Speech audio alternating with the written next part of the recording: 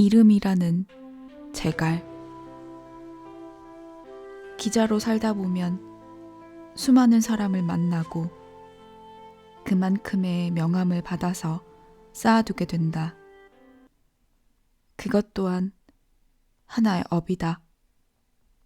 사람을 만나고 사람을 알아가고 그 사람의 이름 하나하나가 내 삶의 영역으로 들어와 쌓인다는 것은 실로 무거운 업이 아닐 수 없다.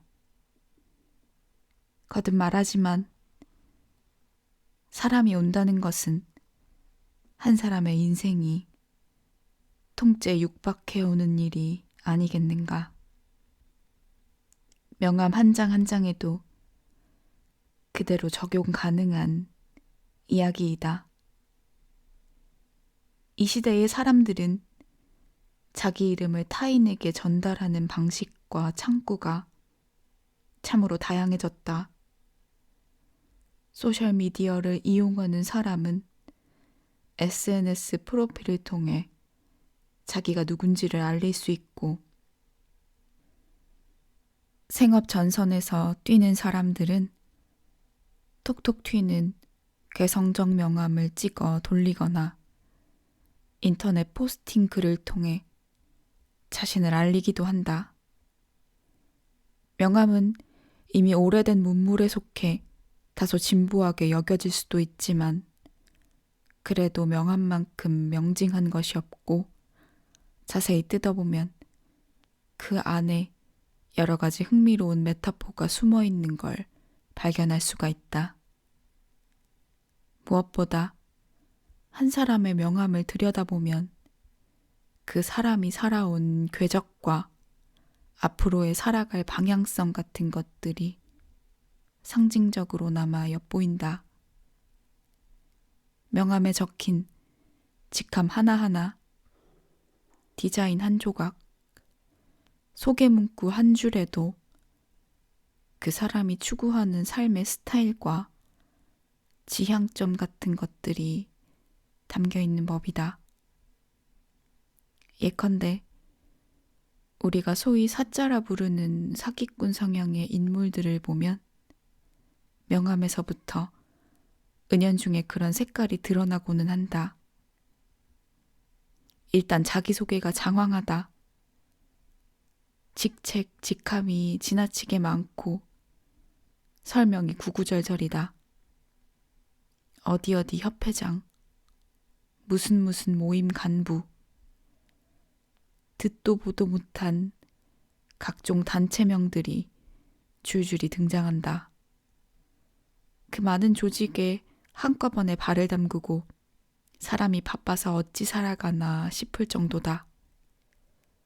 어차피 이름은 누구든 하나에 불과한데 하는 일과 몸담은 단체가 열 몇 개씩 된다면 그것은 과장된 이력일 가능성이 높다. 그럼 우리는 직감하게 된다. 아, 이 사람은 딱히 하나 확실하게 내세울 만한 알맹이가 없는 사람이구나. 또 현시욕이 강한 사람들은 명함부터가 삐까번쩍해서 어떻게든 자기를 과시하고자 하는 욕망을 그대로 투영한다. 금박, 금태를 두른 디자인으로 이름을 치장하는가 하면 비싼 스튜디오에서 찍은 배우 못지않은 프로필 사진으로 명함의 전면을 채우기도 한다. 야망가들은 자신이 추구하는 목표나 가치관을 명함에 박아서 온천지에 천명하는 경우가 많다. 자신의 좌우명이라든가 가훈, 사훈 또는 존경하는 인물의 명언 같은 걸 멋지게 인용해 놓는다. 물론 그런 아포리즘이야 나쁜 내용일 리는 없지만 그걸 통해 자신이 어떤 위치로 가고자 하는지 그 지향성을 선명히 드러내는 격이다. 예컨대 돈을 추구하는 사람은 재물운과 관련된 명언, 지위, 명예를 추구하는 사람은 성공과 관련된 상징 문구들이 강렬하게 명기돼 있다. 공무원들의 명함은 틀에 박히어 규격에 꼭꼭 들어맞는다. 소속 부처, 소속 기관에서 정해놓은 표준 외에는 다른 어떤 변화나 개성도 담지 않는다. 공무원 중에서도 검찰, 경찰은 어떤 권위성 같은 게 글자체나 디자인에 녹아들어 있는데 그것은 딱히 뭐라 설명해내기는 어렵지만 받아본 사람은 누구나 알 것이다. 재벌 기업에서 일하는 임직원들도 가급적 점잖고 튀지 않는 명함 스타일을 추구한다. 그런 점에서는 공무원들과 크게 다를 바가 없으나 디자인의 세련됨이라든가 트렌드, 깔끔함에 좀 더 신경 쓰는 모양새다. 기본적으로는 자기가 몸담은 회사의 정체성이나 CI를 최대한 녹여 넣으려 한다. 본인보다는 회사를 내세우는데 더 주력한다고나 할까? 정보요원들의 명함은 참 재미있다. 그들은 명함이 가장 단출한 사람들이다. 아니, 극단적으로 간소한 사람들이다. 이것저것 치장을 달지 않고 이름과 전화번호 딱 2개만 적어놓는 경우도 있다. 또는 가짜 회사명과 위장 직책을 써놓기도 하는데 대략 뭐뭐 실업, 뭐뭐 상사, 아무개 과장 이런 식이다.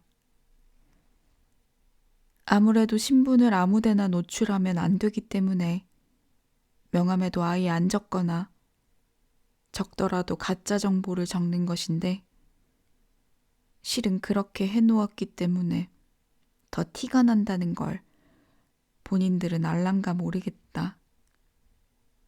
어찌됐건 정보요원들의 이 같은 명함 스타일은 결국 무엇을 말해주는가 하면 그것은 나는 당신에게 나에 관한 어떤 정보도 주지 않을 것이다.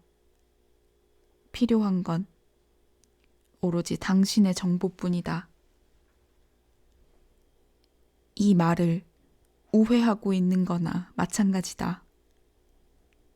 명함이라는 단어의 한자 구성을 보면 그것도 참 재미있다. 이름 명자야 뻔한 거지만 함자는 여러 가지 묘한 뜻을 품고 있다.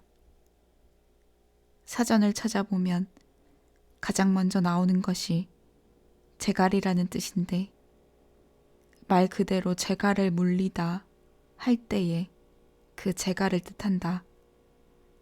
뒤이어서 직함관, 머금다, 입에 물다, 마음에 품다, 느끼다, 원망하다 등의 뜻이 나오는데 그 중에서 우리가 인식하는 명함의 뜻에 가장 부합하는 건 역시 직함 정도가 되겠다.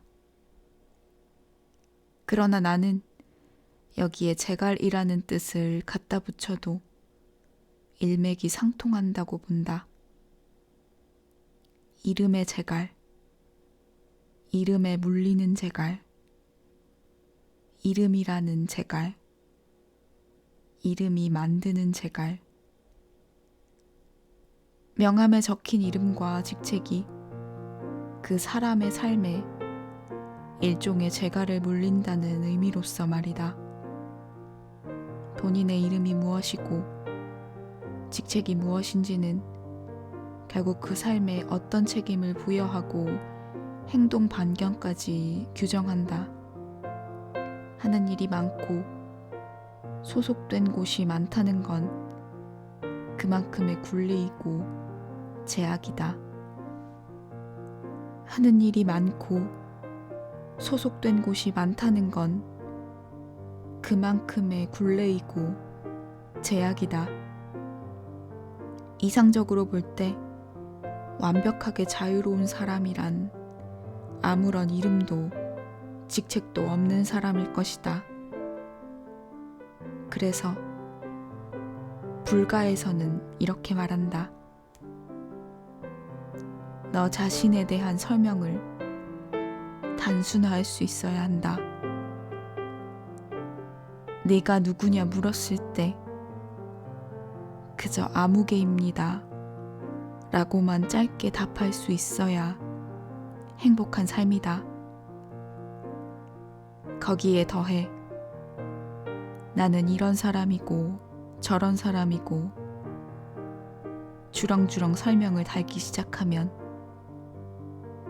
너는 이미 그만큼의 짐을 달고 사는 것이다. 그 짐만큼 인생이 괴로워질 것이다.